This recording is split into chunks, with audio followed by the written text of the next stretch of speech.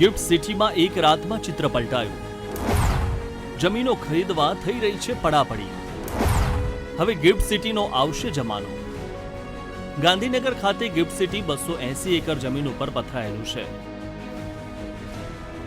અને ત્યાં હાલ ટ્વિન ટાવર ઉપરાંત 7 થી 8 પ્રોજેક્ટ આકાર લઈ રહ્યા છે। તેમાંથી 3 પ્રોજેક્ટ સંપૂર્ણપણે કોમર્શિયલ છે અને બાકીના 7 જેટલા પ્રોજેક્ટ રેસિડેન્શિયલ છે।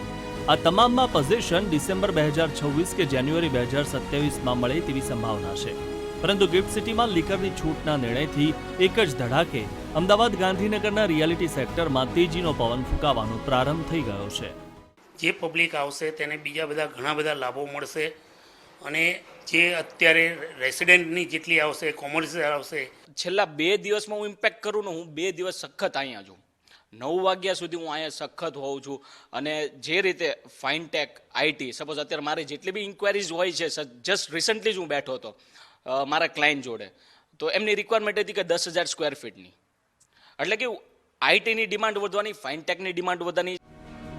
અત્યાર સુધી એક એવી છાપ ઉપસી હતી કે આ દારૂની છૂટછાટનો લાભ માત્ર ગિફ્ટ સિટીમાં આવેલી સ્કીમને જ મળશે, પરંતુ રિયલ એસ્ટેટ ડેવલપર્સના મતે આ છૂટછાટની ટ્રિપલ ઇફેક્ટ આવવાની છે, જેનો સીધો લાભ ગાંધીનગર અને અમદાવાદને થશે। જેના કારણે જે વર્કફોર્સની ડેફિશિયન્સી ગિફ્ટ સિટી ખાતે રહેતી હતી તે જરૂરિયાત પૂર્ણ થશે અને ગિફ્ટ સિટીમાં જે સારો મેન પાવર આપણને મળવો જોઈએ તે મેન પાવર આપણે મળશે। સામાન્ય પબ્લિક માટે કોઈ સ્કોપ નથી।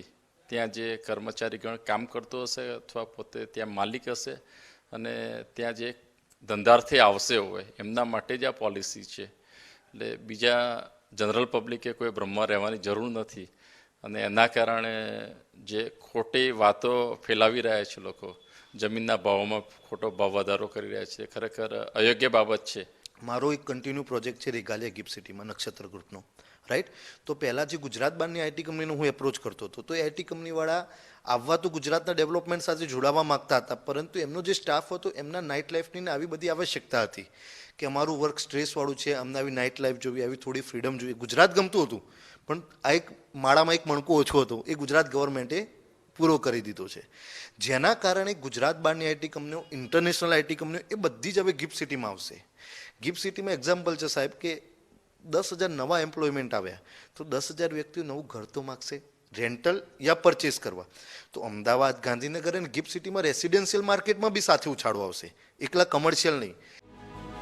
ઉદ્યોગકારોની ધારણા પ્રમાણે જો આઈટી અને ફિનટેક ક્ષેત્રની કંપનીઓ ગિફ્ટ સિટીમાં ઓફિસો ખોલશે તો સ્થાનિક રોકાણકારોને રિયલ એસ્ટેટમાંથી ખૂબ મોટો નફો મળી શકશે। ત્યારે જોવાનું એ રહેશે કે આ દારૂની છૂટછાટ ભરી ગિફ્ટ સિટીની રોનક કેવી રીતે બદલે છે। કેમેરામેન શાયર શર્મા સાથે મેહુલ દેસાઈ, BTV ન્યૂઝ, ગાંધીનગર।